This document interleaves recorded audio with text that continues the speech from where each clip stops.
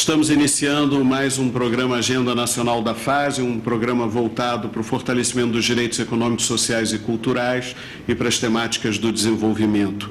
Hoje, contando com a presença do professor Milton Santos, geógrafo, professor da USP, figura de renome internacional, intelectual de grande densidade, e temos conosco também Ana Clara Torres Ribeiro, professora do IPUR, da UFRJ, socióloga, que também vem tratando conosco de uma série de questões ao longo desse Agenda Nacional. Hoje o nosso tema é a questão do espaço, do lugar, do território, no momento em que o mundo se se manifesta como um mundo, trata-se de interpretar esse mundo, não apenas a noção e os fenômenos mais vulgares ligados ao tema da globalização, mas a compreensão do significado de estar no mundo presente diante dessa enormidade de fluxos e forças que se jogam sobre os espaços, redefinindo o lugar e os modos de vida cotidiano. Então, para apresentar nosso programa hoje, para essa estrutura de trabalho hoje, vai mudar um pouco. Nós teremos uma importância nas questões e na apresentação do nosso trabalho de hoje, que a professora Ana Clara vai situar para nós a importância, o significado e a contribuição do trabalho do professor Milton Santos, assim como colocará algumas questões, e nós iremos trabalhando dessa maneira, com questões e desenvolvendo uma reflexão de modo um tanto diferente do formato anterior dos nossos programas. Bom, eu tenho um prazer grande de fazer essa apresentação. Na verdade, não pretendo esgotar a complexidade e a magnitude da obra do professor Milton Santos, mas eu gostaria de fazer referência, ainda que breve, ao seu papel na construção de uma geografia progressista.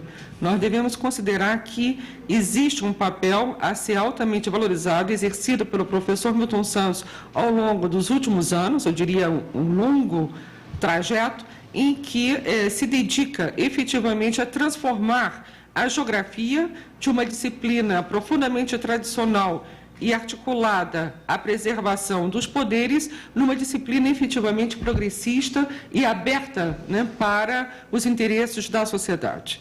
Nesse sentido, eu considero que deve ser altamente valorizado e reconhecido o papel, que é um papel internacional, exercido pelo professor Milton Santos, de renovação de toda uma área do conhecimento. Por outro lado, se trata de um intelectual que não renega o seu lugar de compromisso, que, na verdade, é um lugar de compromisso com o terceiro mundo, com os pobres, com os países periféricos, e que, a partir desse lugar, produz teoria. Isto é extremamente raro, eu diria absolutamente excepcional, na medida em que a tendência é renegar o lugar periférico como um lugar de emanação de conceitos, de emanação de problemáticas e de avanço do processo de conhecimento. Portanto, existe uma articulação que precisa ser reconhecida, identificada entre identidade não renegada e produção do conhecimento, produção de teoria, a capacidade de avançar o conhecimento em termos universais a partir de um lugar que não é o lugar do centro do mundo, mas da periferia do mundo. Essa contribuição, ela é escassa, quer dizer, não existe muitos outros intelectuais que nós pudéssemos fazer referência como pares do professor Milton Santos nesse compromisso e nesse empenho. Eu faço rapidamente referência a algumas das suas obras, como Por uma Geografia Nova, onde propõe uma outra forma de construir a disciplina, um livro que teve enorme importância quando chegou ao Brasil no final dos anos 70, depois do período da ditadura, o papel do geógrafo no terceiro mundo, que é um verdadeiro libelo, para que o jovem geógrafo se comprometa efetivamente com as suas origens, A Natureza do Espaço, que é o último livro lançado pelo Citec, que é um belíssimo livro em termos de proposição de uma maneira de fazer o conhecimento, de uma maneira de pensar, de uma maneira de conceber o mundo e de propor a totalidade da responsabilidade do intelectual. Nós temos outros livros que são livros marcantes para o debate conjuntural, como O Espaço do Cidadão, né, e de diálogo com outros campos disciplinares, como metamorfoses do espaço habitado. Eu diria que o professor Milton Santos reúne na sua obra o compromisso com a ciência, mas é um compromisso com a ciência que não se faz pela neutralidade científica, por uma falsa objetividade, mas que se constrói numa relação entre ciência e política. Esta relação entre ciência e política, ela acontece através do compromisso metodológico, ou seja, trata-se de conhecer realmente a realidade e de alcançar o pensamento concreto, e não o pensamento teoricista, o pensamento abstrato, o pensamento que não se realiza no mundo. Eu compreendo dessa maneira, ainda que de uma forma muito breve, a magnitude e a relevância da obra do professor Milton Santos. A seguir, né, já que é essa, né, a nossa tarefa aqui, eu gostaria de passar a palavra ao professor Milton Santos, fazendo uma primeira indagação a ele, né, sobre as razões do interesse contemporâneo com relação ao espaço. Né? Por que surge, né, nas últimas décadas, mas cada vez mais, um interesse pela problemática do espaço, né, pela inclusão do espaço como algo absolutamente intrínseco ao fazer da sociedade. Eu creio que nós podemos começar por aí e depois outras questões vão sendo desdobradas. Eu começo agradecendo a oportunidade de estar aqui, essa abertura que me foi feita, e agradecendo também a introdução que foi feita tanto por Bocaiúva Cunha quanto por Ana Clara Torre Ribeiro. Eu creio que nesta época da história, mais que em qualquer outra, a gente pode dizer que aquela máxima, diz-me com quem andas, eu te direi quem és, pode ser substituída por uma outra. Diz-me onde estás e eu te direi quem és. Quer dizer, o lugar onde eu estou ajuda a me definir. Nas condições atuais do mundo, estar neste ou naquele lugar já é algo que define as possibilidades e os limites de cada pessoa. Viver na periferia tem um sentido diferente de viver num bairro chamado Nobre. O acesso aos bens, o acesso aos serviços, o custo das coisas é diferente. Do território como um todo, também é a mesma coisa. Não é igual viver numa zona onde a distribuição das coisas e dos serviços é escassa, e noutra zona onde há uma multiplicação de possibilidades. E o neoliberalismo, ele agrava essa questão, essa situação. Porque com o neoliberalismo há uma tendência a que aqueles bens indispensáveis a uma vida digna não estejam em todos os lugares em função das pessoas presentes nestes lugares, mas da resposta em termos de lucro oferecida aos empresários. Então, o neoliberalismo acaba por fazer do espaço um dado essencial na produção da cidadania e, evidentemente, também da capacidade de ser consumidor, mas consumidor de coisas essenciais. Não é consumidor do que é supérfluo, do essencial. E esse é um risco muito grande que nós estamos correndo num país do tamanho do Brasil, porque se a educação, a saúde, o lazer, a segurança forem bens unicamente de mercado, por conseguinte, presentes no espaço de forma puramente mercantil, nós estamos ameaçando a sociedade de ter outro tipo de diferenciação social que não tinha, de agravar as diferenciações sociais já existentes. Então, nós poderíamos avaliar, professor, que existem elementos de uso do espaço, de exame do espaço, de articulação do espaço, né, que efetivamente deveriam ser considerados com novos olhos face aos desafios apresentados hoje pela vida social, pelos processos crescentes de exclusão? Cada vez mais eu estou convencido de que o espaço é um dado de definição da sociedade. Quando a gente fala em sociedade, em geral, sem levar em conta a forma como o território na minha opinião, a gente está incorrendo no perigo de não definir bem o que uma sociedade é. O espaço seria definido pelas coisas materiais que formam a natureza, tudo que o homem acrescenta à natureza, né? Porque é o resultado do trabalho material histórico e da forma como isso é usado. Quer dizer, o espaço não é dado unicamente pela configuração material, nem tampouco ele é dado unicamente pelo uso que é conferido a essas formas, mas é o conjunto das duas coisas. E é por isso que ele está sempre mudando e mudando paralelamente a sua definição.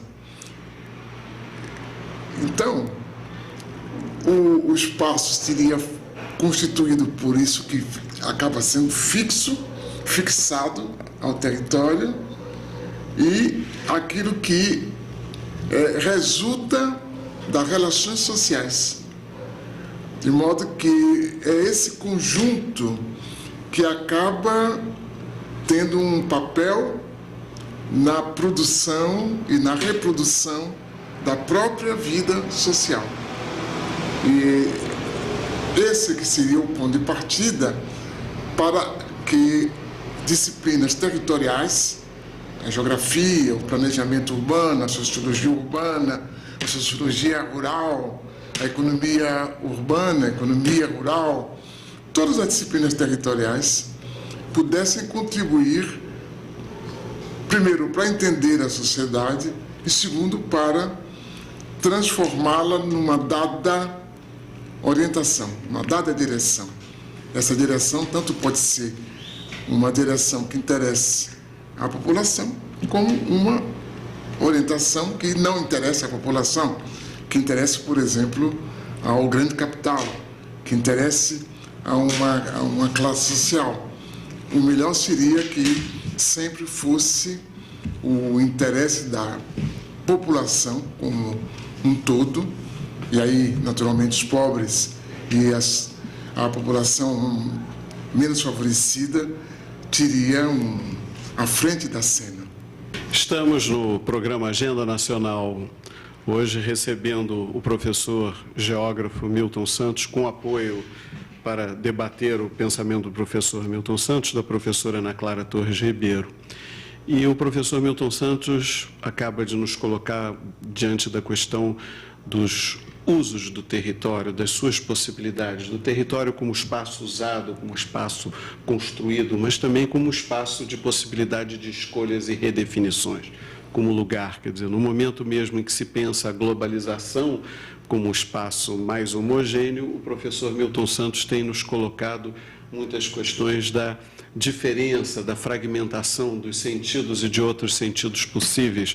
E talvez a professora Ana Clara pudesse nos ajudar a pensar a observação cotidiana que nós vemos, né, que é chamada outra dimensão do espaço, que é o cotidiano, como ela poderia ser interpretada à luz do pensamento do professor Milton Santos e do trabalho que ambos já desenvolveram em torno dessa produção do espaço técnico, né, e da racionalidade do espaço técnico, do espaço das ações, mas pensando também um momento muito concreto, um evento, não é? O significado de um evento, que muitas vezes, como esses eventos criam, se estabelecem relações e significados, mesmo que esses significados sejam uma tensão. Estava vendo hoje na reflexão sobre o encontro de cúpula do Rio de Janeiro, a chamada Cimeira, em que 49 chefes de Estado vieram debater as relações Europa-América Latina, no Rio de Janeiro, e num dado momento os chefes de Estado estrangeiros se espantaram com a visibilidade da segurança, a visibilidade do esquema de militarização da cidade e do espaço que eles precisavam para circular. E isso já tinha ocorrido quando 35 mil homens foram mobilizados na chamada ECO 92, na cúpula da ONU sobre meio ambiente e desenvolvimento do Rio de Janeiro, em 1992. O Papa também já tinha se espantado quando veio e disse: eu não pude ter contato com a população. De certa forma, é interessante como o espaço de circulação da decisão global e da esfera de visibilidade das lideranças se relaciona com uma cidade que se pretende um espaço de relação global também, mas, de certa forma, separando os seus habitantes, o processo social do contato com as lideranças. É um contexto, não é, de ritmo, de forças, de decisão, mas que mostra que a cidade tem algum componente de tensão. Exatamente dá a sensação do mundo global, mas também do significado e da fragmentação do espaço. Como é que a gente podia explicar um pouco isso? A professora Ana Clara talvez pudesse nos ajudar e depois talvez traduzir isso melhor para o debate com o pensamento do professor Milton Santos. Bom, eu talvez fale alguma coisa muito pouco ortodoxa, né? Mas eu diria que existe uma lógica das corporações, ou seja, há uma certa vontade de aparecer na cena pública, principalmente junto aos poderosos. Então, nós podemos achar que uma parte desta visibilidade da segurança, né, ela advém de concepções de segurança realmente. A outra parte, nós podemos achar que advém da vontade de alcançar legitimidade, ou seja, de mostrar a sua utilidade, algo que aparece também a partir da lógica das corporações. Mas eu gostaria de dizer que nós caminhamos, a partir da pergunta do Cunca, numa área que é uma área de reflexão do professor Milton Santos, uma área muito larga de reflexão do professor Milton Santos, e eu passaria a palavra para ele, porque, por um lado, nós temos a questão da técnica. Nós substituímos também visibilidade por técnica. Nós sabemos hoje que as grandes cidades do mundo são vigiadas de uma forma invisível a partir de instrumentos técnicos, né? E, portanto, nós temos uma forma de usar a técnica que deveria ser objeto da nossa reflexão. E, por outro lado, nós temos efetivamente, a partir desta indagação, algo muito tratado também pelo professor Milton Santos, que é a vida dos homens lentos e a força do espaço banal, né, como elementos da integração social não lidos pelos poderosos, ou pelo menos não compreendidos.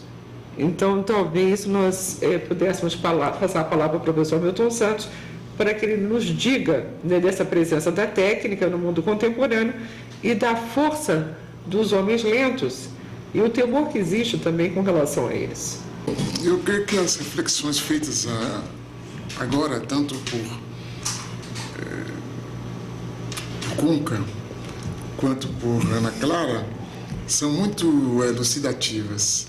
O que aconteceu no Rio de Janeiro, na cúpula, é como se houvesse uma decisão de um formidável poder de suspender o movimento normal da cidade, de interromper o movimento banal da cidade.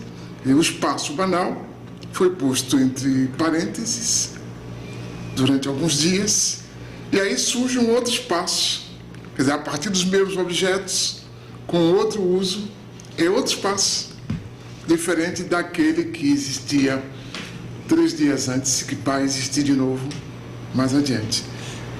Mas é também assim quando eu examino a vida do território a partir do interesse de uma grande empresa, da Ford, que vai se instalar na Bahia, e que exige a reorganização de certos pontos de que ela necessita para ampliar o seu lucro e obtém. E com o uso ótimo desses pontos, ela potencializa a expansão da sua produção e o aumento da sua riqueza.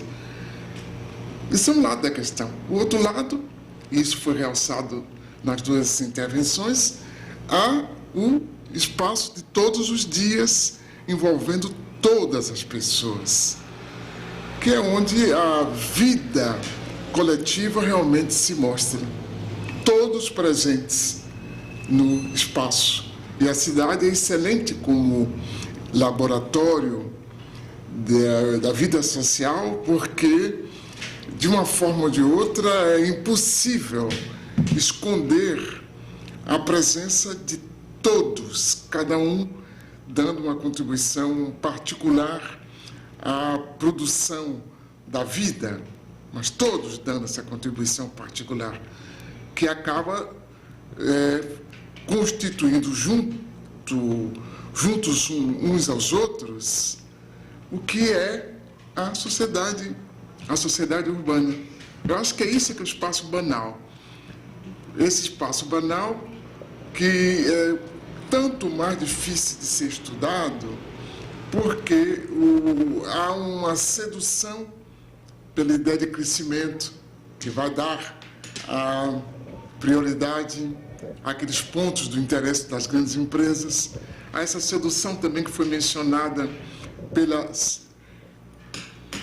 luzes que atraem o interesse dos poderosos e que também vai levar a uma interpretação particularista da cidade como um todo.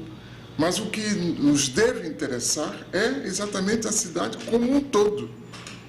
E aí surge essa figura do espaço banal, que esteve muito em voga nos anos 60, que depois desapareceu de alguma forma das análises do que a cidade é, do que o território é, e que me parece fundamental para que a gente possa produzir, de um lado, um entendimento da cidade, mas sobretudo da sociedade.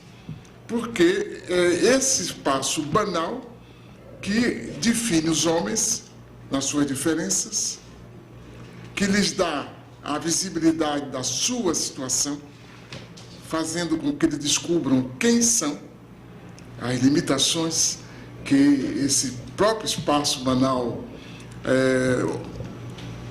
cria para o exercício da vida cotidiana, porque o espaço banal é também o espaço do cotidiano, e, por conseguinte, ajudando na produção de uma filosofia banal e, eventualmente, de uma política.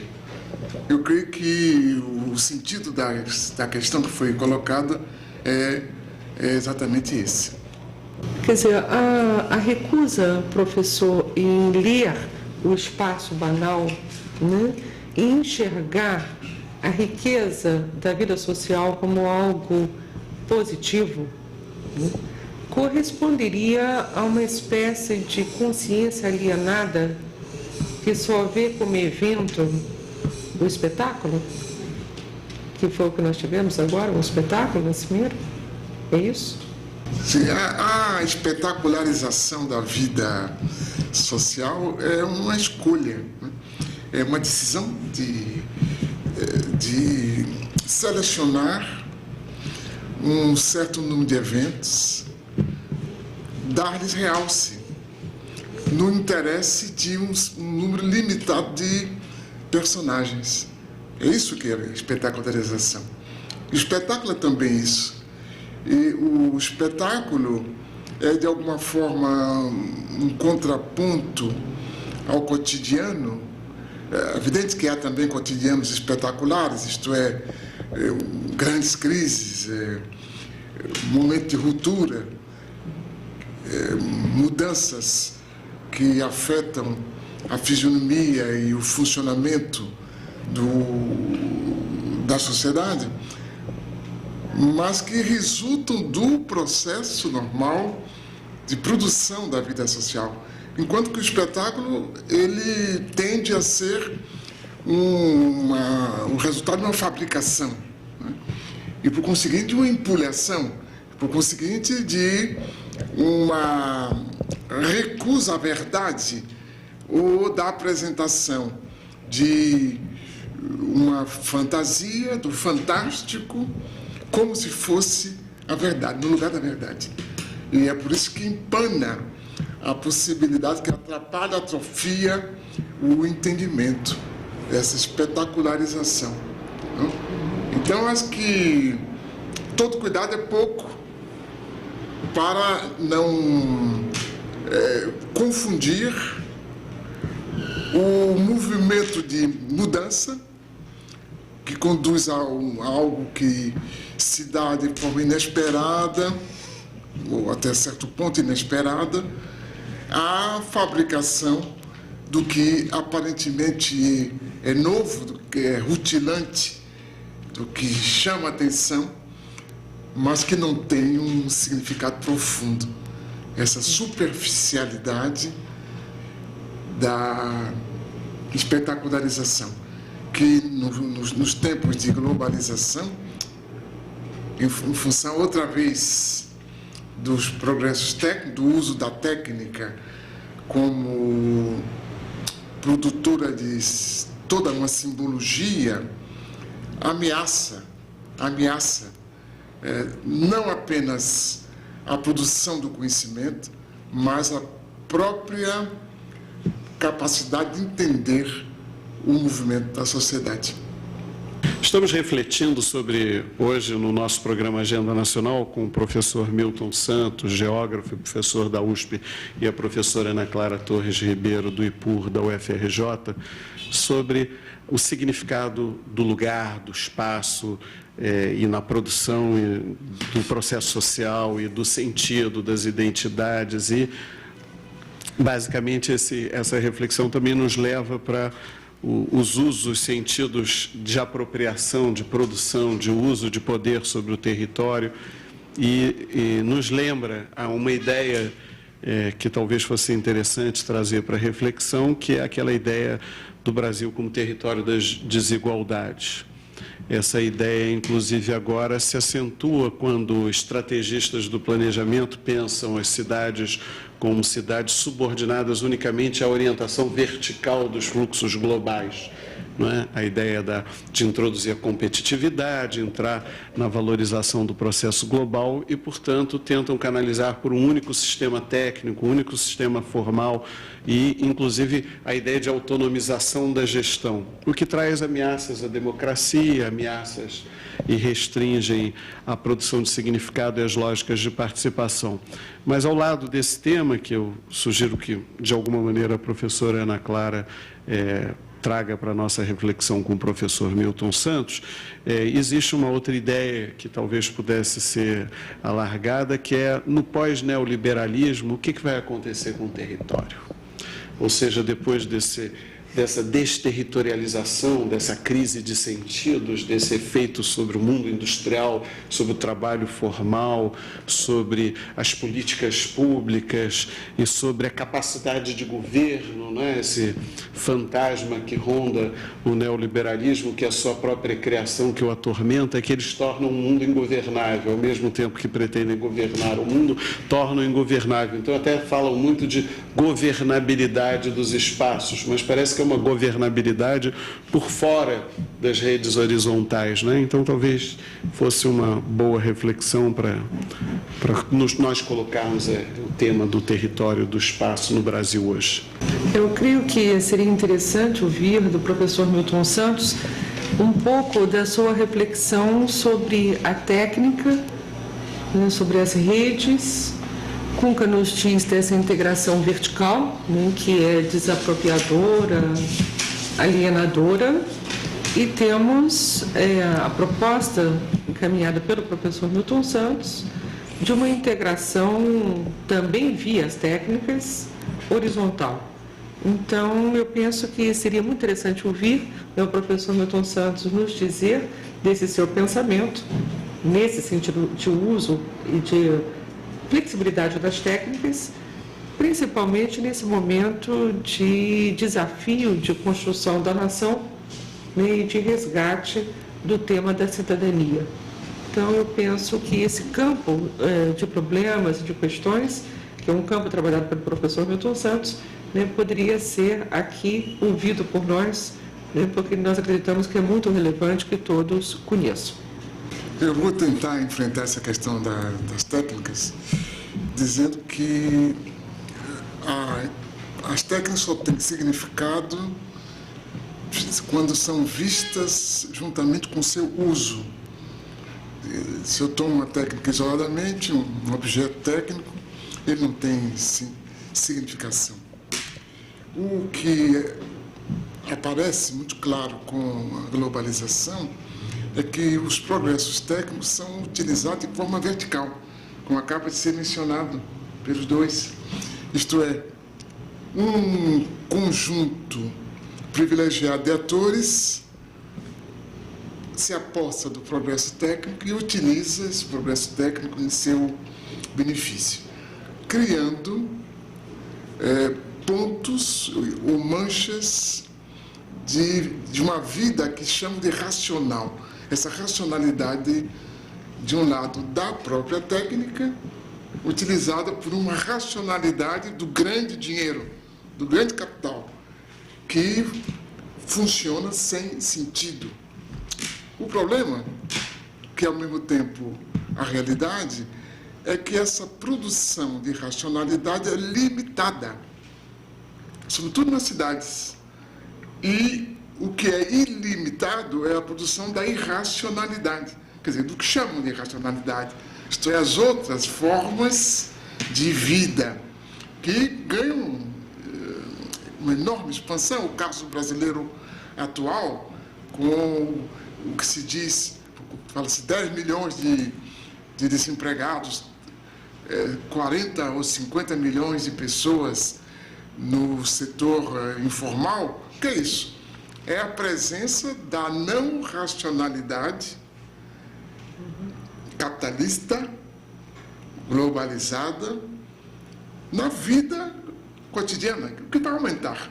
Porque essa racionalidade da técnica, conduzida pela racionalidade do sistema econômico, político e social, vai despovoar o campo rapidamente. Quer dizer, a entrada da técnica no campo, que será acelerada nos próximos anos.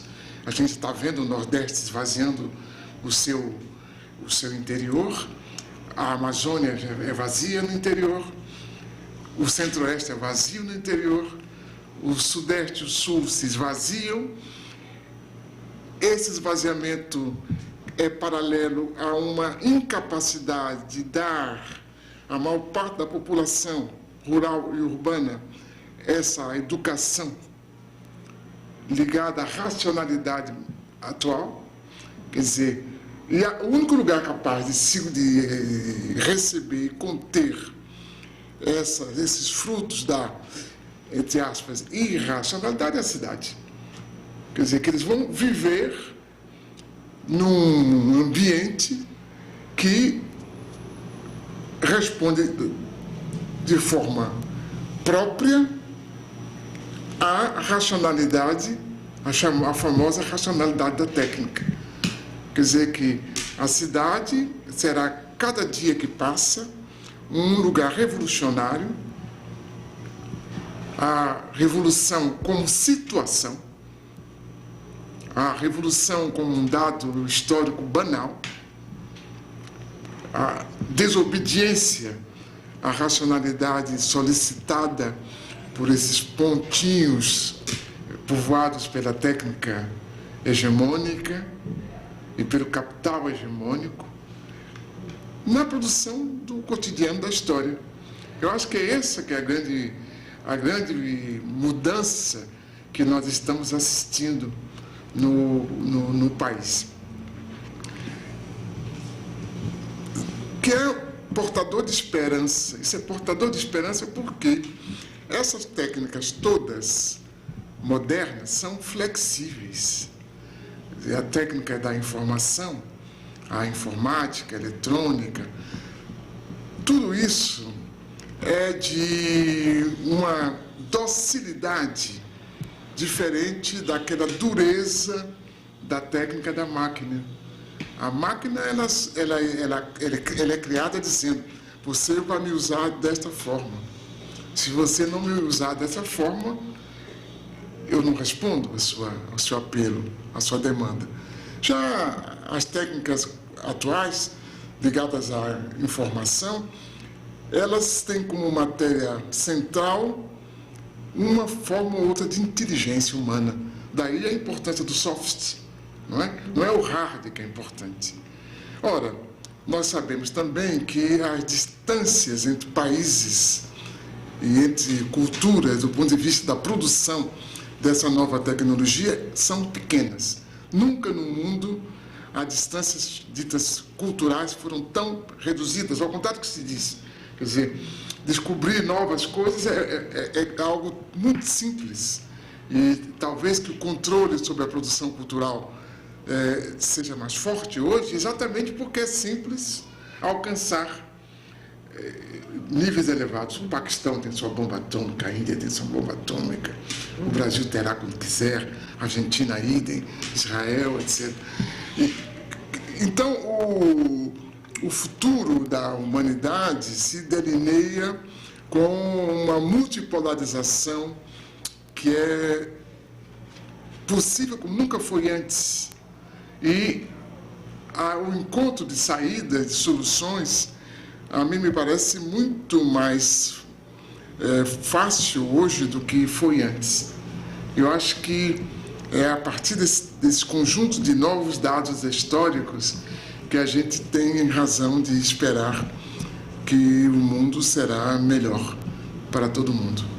Bem, nesse nosso interessante reflexão, o professor Milton Santos trouxe uma contribuição a mais nesse debate do território, nos lembrando dessa possibilidade de apropriação das tecnologias flexíveis de ponta, telemáticas e comunicacionais, não é? A partir da mistura potencial das relações horizontais das populações dos excluídos e as possibilidades de conexão, de interface, de relação e de produzir novos usos, apesar do império, não é? Das hegemonias, do dinheiro, dos estados mais poderosos e tal. Então, eu gostaria de, aproveitando essa hipótese, ver uma coisa que se fala muito, é de uma, não sei se verdadeira ou aparente, perda de significação da ideia do subcontinente latino-americano. Ele parece como meio deslocado, né? Muito pequeno na incidência do comércio internacional, mas, ao mesmo tempo, forte o suficiente para que a Europa venha reconhecê-lo no seu jogo de forças vis-à-vis aos Estados Unidos da América. Então, gostaria de saber isso, quer dizer, como pensar e não é aprofundar essa ideia da produção de novos sentidos, de novas misturas de identidades ou até de resgates com uma identidade latino-americana, não é? E também se esse processo que se dá na periferia também se dá nos países centrais, quer dizer, como é que o senhor vê essa construção ou reconstrução de sentidos?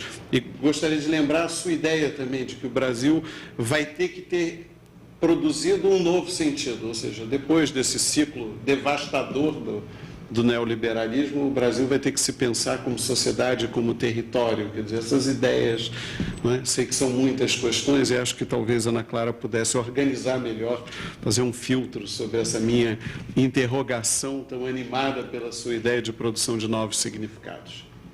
Talvez, bem rapidamente, fazendo uma mediação, a partir do conhecimento também da reflexão do professor Milton Santos, fosse interessante ver que esse capitalismo, conforme ele aparece hoje, né, ele depende extraordinariamente das inovações. E, como colocou o professor, quer dizer, as inovações, elas não são tão difíceis assim.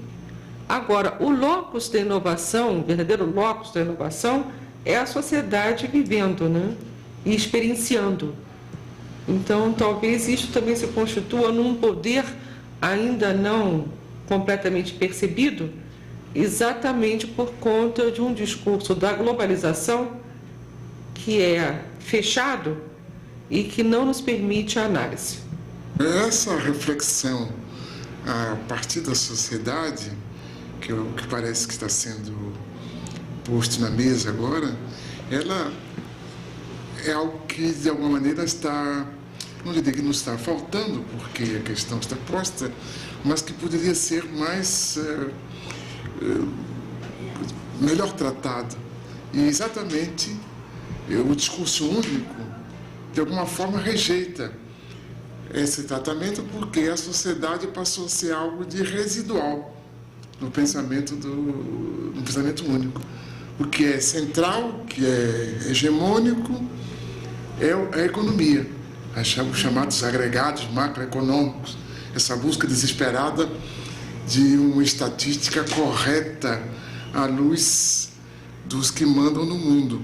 E o social é algo que virá depois, se vier.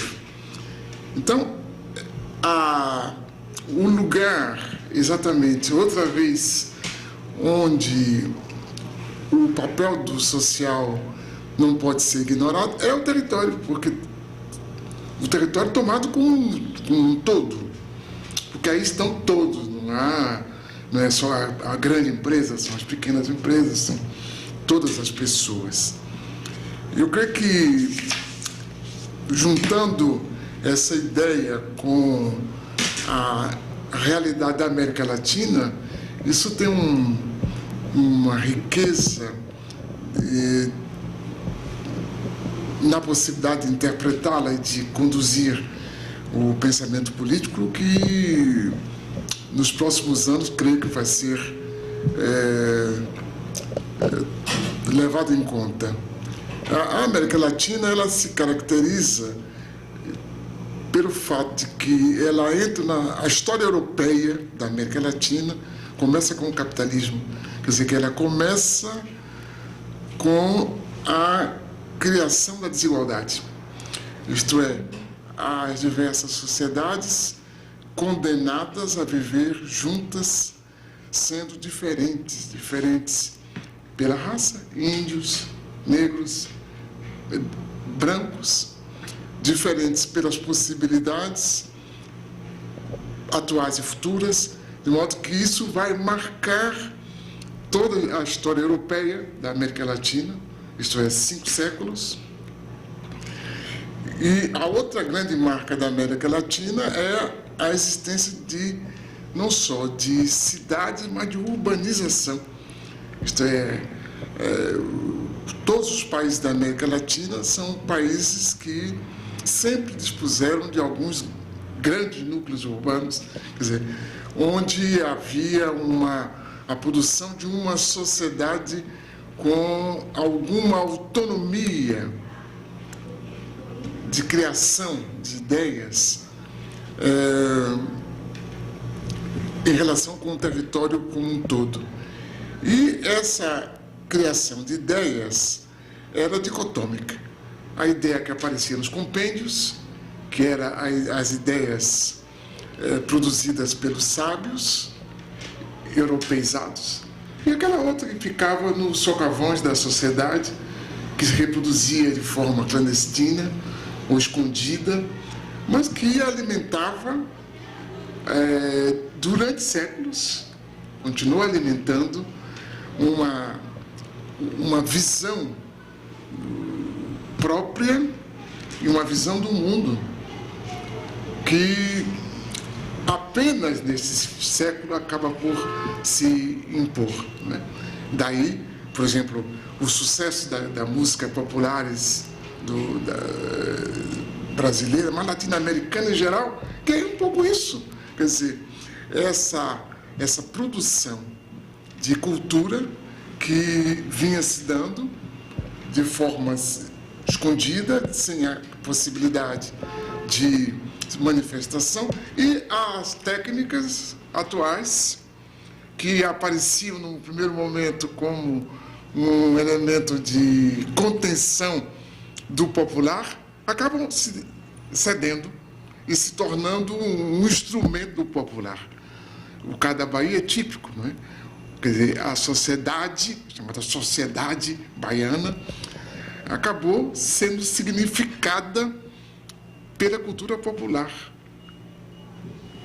o que não era possível, digamos assim, durante 4 séculos e meio.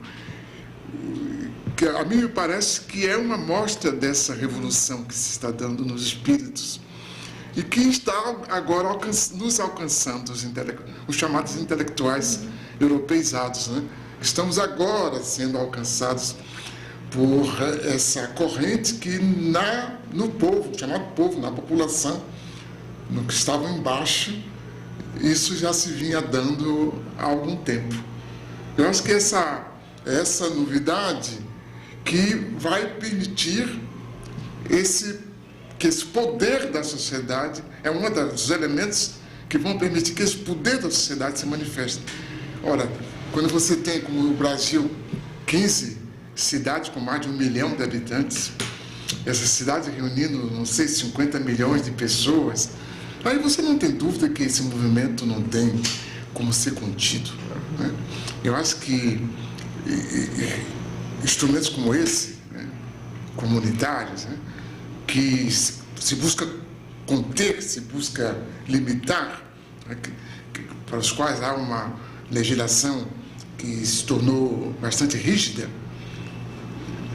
e que vão explodir, né, ainda que alcançando parcelas limitadas da audiência, não tem importância.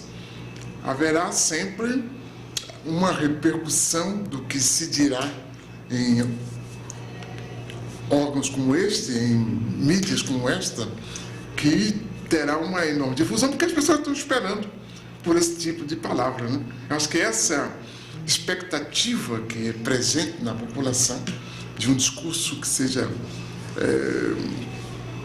representativo do que ela sente, do que ela quer pensar de forma ordenada, que daqui a pouco vai ter uma enorme transcendência na vida brasileira. Bom, eu gostaria também de refletir com o professor Milton Santos essa característica da América Latina, que é uma característica talvez especialmente brasileira, de ser um país não imigratório, vamos dizer assim, mas um país imigratório, quer dizer, de atração, né? Esse sentido de abrigo no mundo desenraizado talvez constitua um papel para o futuro deste país, com a sua experiência, especialmente interessante, né, para a renovação cultural, principalmente face a um império como esse que nós temos hoje, que é culturalmente muito pobre. Então, eu creio que nunca houve um império tão pobre como este que nós temos hoje na face do mundo, né? Diferentemente de momentos históricos anteriores. Eu me preocuparia, inclusive, em pensar, face à cimeira, que é um dos nossos temas do hoje, né? Se nós não deveríamos ter atenção para não enriquecer este império com outro império, com mais cultura, né, que em vez de nos ajudar a ir para frente, pode nos ajudar a ir para trás, né, dada a necessidade de defender, aí sim, o papel cultural nosso, de América Latina, no mundo, este mundo, que é realmente um mundo transformado, né, um mundo global. Então, eu creio que talvez, né, nessa direção o senhor pudesse nos dizer mais um pouco. Eu creio que um dos grandes problemas desta época, onde nós temos uma mistura de possibilidade de grande velocidade, de perversidade potencializada, tudo isso junto vem dar uma extraordinária perda de sentido nas atividades hegemônicas, ameaçando as atividades hegemonizadas mais diretamente. Mas que esse é que é o grande risco. A sorte é que, como vimos no bloco anterior, essa racionalidade ela não consegue se irradiar nem para a sociedade como um todo, nem para a humanidade, porque a sociedade contaminada por esse vírus, ela não chega a 1 bilhão de pessoas, é a 6 bilhões no mundo, felizmente. A gente não fala muito. A gente fala no mundo, a gente não fala na Índia, na China, na Ásia, na África. E da América Latina a gente tira apenas aqueles grupos e setores comprometidos com essa modernidade. Eu creio que a busca de sentido, ela resulta exatamente, em parte, dessa impossibilidade de participar completamente da ausência de sentido, e da descoberta de que outra coisa é necessária. E, paradoxalmente, o empobrecimento das populações, a dificuldade que no mundo inteiro as classes médias estão tendo para ver reproduzida a prosperidade que foi a sua nos 40 anos nos 30, 40 anos depois da Segunda Guerra Mundial, mas que tudo isso junto permite imaginar que podemos imaginar que é possível, que é viável a instalação de um mundo onde, de novo, haja uma busca de sentido. Professor Milton Santos, eu gostaria de insistir na pergunta de por que o senhor afirma que vai se precisar de uma nova constituinte para o Brasil, uma nova constituição do espaço para pensar após essa crise que a Federação Brasileira vive hoje. A Federação Brasileira está sendo transformada com grande brutalidade para abrigar vetores que já estão criando, que vão criar ainda mais contradições. Terríveis contradições para as quais o sistema político não vai ter resposta. O sistema econômico não vai ter resposta, o sistema político também não. Então, as cidades serão maiores, ainda haverá maior número de grandes cidades, a pobreza será terrivelmente forte e os reclamos de mudanças serão impostergáveis. É por isso que eu creio, quer dizer, se a gente pega os próprios dados da realidade brasileira, mostram que a evolução que se desenha, ela vai conduzir a uma explosão, e que não vai demorar muito. Então, vai ser necessário uma outra arquitetura político-territorial, creio eu,